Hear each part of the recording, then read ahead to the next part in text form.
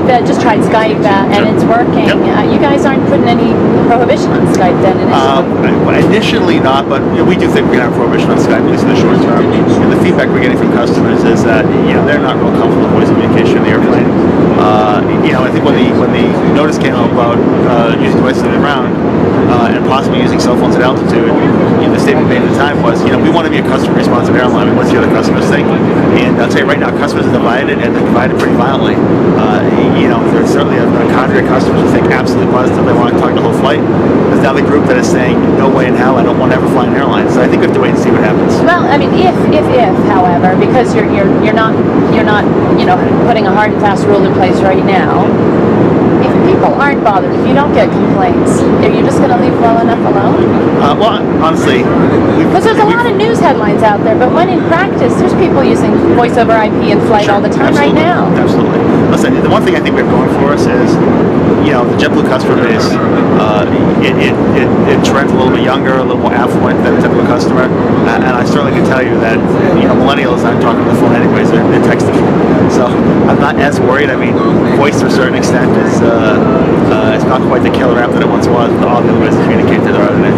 But I think we'll have to see. I mean, I would never say never either way. I would never say that we'll absolutely not have phones, and I'll never say that we won't allow talking on the airplane. I think we have to see what our customers want. I mean, something I should point out that our conversation when I transmit this over onto iMovie, I'm going to have to bump up the volume because the ambient noise in the background is such that. Are you telling me you talk loud, Mary? Yes, I'm telling you that, but I'm also saying, the point being that conversations are conversations unless someone's yelling. I don't know. I think it'll be really interesting to see. I will say I'm old enough to remember flying around when airphones existed. Yeah. And having sat next to people with the airphone and saying, "Hey, guess what? I'm on an airplane. Can you believe it? I'm on an airplane. Yeah, we're in the air." I mean, the novelty factor is pretty annoying in itself. Novelty factor. Fair enough. Fair enough.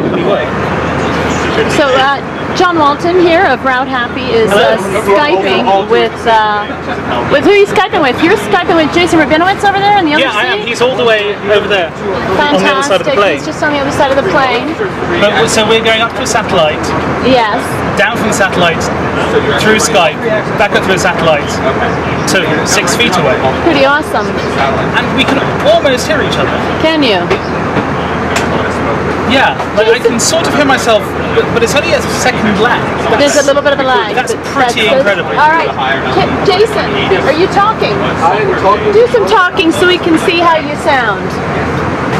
Hello, testing. On my laptop in seat 2C, and my face is being transmitted up 22,000 miles, and then through satellite, and then back down to this plane apparently, onto John in 2F. Or he's in 2A, I'm in 2F, but it's all magic and it's all apparently working. It's all magic. That's fantastic.